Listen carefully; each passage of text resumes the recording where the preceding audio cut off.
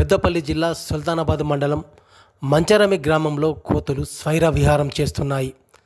గ్రామ ప్రజలను తీవ్ర ఇబ్బందులు పెడుతున్నాయి. కోతులు ఇంట్లోంచి బయటకు రావాలంటేనే జనం భయపడిపోతున్నారు. గత 6 నెలలుగా కోతుల వల్ల విసికి వేసాగిపోతున్నారు.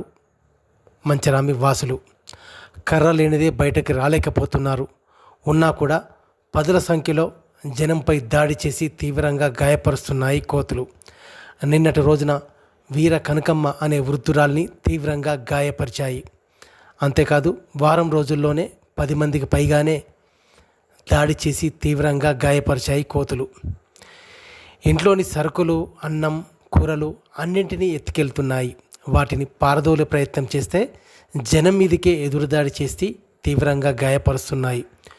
కోతుల వల్ల మంచిరామి గ్రామ ప్రజలు భయం గుప్పట్లో మగ్గుతున్నారు.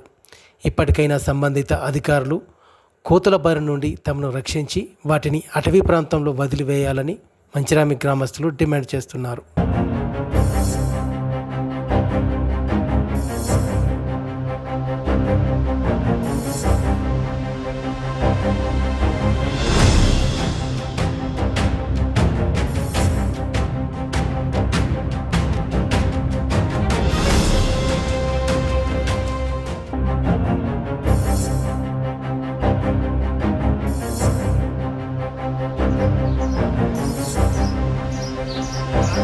ఖర్చునే ఉత్తానే ఇడికి వచ్చేడ ఉన్నది దాన్ని బతకలేము. కొద్ది కోతులు ఒక 100-150 కోతులు అన్ని నాశనం చేస్తున్నాయి. టెక వస్తున్నాయి సారు, భయపడతలేవు. ఇక అలవాటు అయిపోయింది. ఇక ఎల్లగొట్టాలి సార్, ఉంటే బతకమే సార్. ఇక నమ్మడం లేదు సారు. మా భార్య ఊరికే ఆమె కావాలి కాసులు అవుతుంది. నేను ఆమెది ఎక్కడ దొరుకుతాయని భయం అవుతుంది. అన్నీ పెగది సార్. భయానికే ఇప్పుడు ఇల్లు ఇచ్చి సిమెంట్ రేకులు వేసుకున్నాము. రాత్రి వేళ వాళ్ళు పోవాలంటే ఇంటినే పోతారు, బయటికి వెళ్తలేరు. ఇక ఆ పరిస్థితి ఏర్పడదు సారు. దానికి అంటే ఎక్కడ మీద పడతాయని ఏడ మీద పడతాయని కోతి కరిచింది బిడ్డ. ఎన్ని వచ్చినాయి? 20 గాలు వచ్చినాయి. 20 గాలు వచ్చినాయి. ఒక్కటి మీద పడ్డదా, ఈ రెక్క గుంజుకున్నది, పక్కన గుంజిడిచి పెట్టింది. గడ మంది అంత ఉన్నారు, 5-6. అయ్యో అయ్యో అయ్యో అని వరకు కరిచింది పోయింది. బొలబొల రౌతం పోతూనే ఉన్నాయి. అట్లా ఊళ్ళో బాగున్నాయి కోతులు? ఉన్నాయి, బాగానే ఉన్నాయి. 40-50 ఉన్నాయి. అట్లా ఇంట్లోకి వచ్చి ఏమైనా వస్తువులు ఎత్తుకపోయినాయి. మొత్తం ఎత్తుకపోయినాయి. కావాలి చూవన్న, అందుకే మొన్న తెల్లని దాకా వచ్చినాయి. అత్తే చూవన్నాం. ఆయన నిన్న పగబట్టినట్టు కరిచింది. గట్ల చేసింది అది. మా ఊళ్ళో కోతుల బెడద బాగా ఉన్నది. 10 మంది దాకా కరిచినాయి. చిన్న పిల్లలు, పెద్దలు అని ఎవ్వరిని చూసులేదు, అందరం కరుసుడే. ఇంట్లో పెంకలన్నీ వీకేసుడే, మొత్తం నాశనం చేస్తాను, సర్వనాశనం. ఏ వస్తువులు ఉంటే అవి ఎత్తుకపోవడే.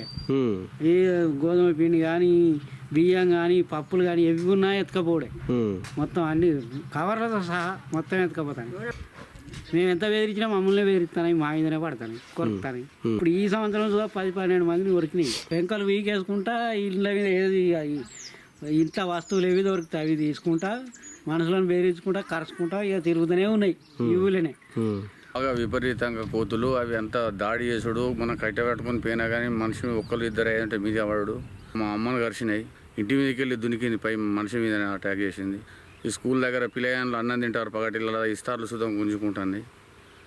బాగా ఇబ్బంది పెడుతున్నాయి కోతులు. దాదాపు 300 చిల్లర ఉన్నట్టున్నాయి. ఇక్కడ ఏదో అధికారులు ఏదో ఒకటి దీన్ని చర్య తీసుకోవాలి కదా. మరి ఇంటికి 200 ఇస్తారా, 100 ఇస్తారా, లేకపోతే వాళ్ళు ఏమన్నా పెడతారా? ఏమన్నా అంటే బడ్జెట్ లేదని గ్రామ పంచాయతీ అంటుంది. ఏదో ఒకటి వాళ్ళు అధికారులు ముందొచ్చి ఇట్లా చేస్తే బాగుంటుంది అని చేయాలి. కానీ ముసలోళ్ళను కొరుకుతున్నాయి.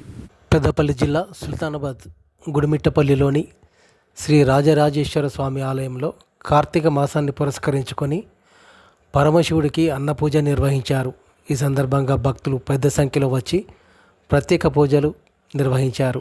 ఆకుల రాములు, రౌతు సూర్యం, తోడేటి రాములు ముగ్గురు భక్తులు కలిసి ఎప్పటిలాగే భక్తులకు అన్నప్రసాద వితరణ ఏర్పాటు చేయగా నాయకులు గాజుల రాజమల్లు, కూకట్ల నాగరాజు, రైస్ మిల్లర్లు మాడూరి ప్రసాద్, చకిలం మారుతి, ఐతు రమేష్, పూజారి అశోక్ దంపతులు పెద్ద సంఖ్యలో భక్తులు వచ్చి స్వామివారిని దర్శించుకొని ప్రత్యేక పూజలు నిర్వహించారు. ప్రజలంతా సుఖ సంతోషాలతో సుభిక్షంగా ఉండాలని ఆలయ నిర్వాహకులు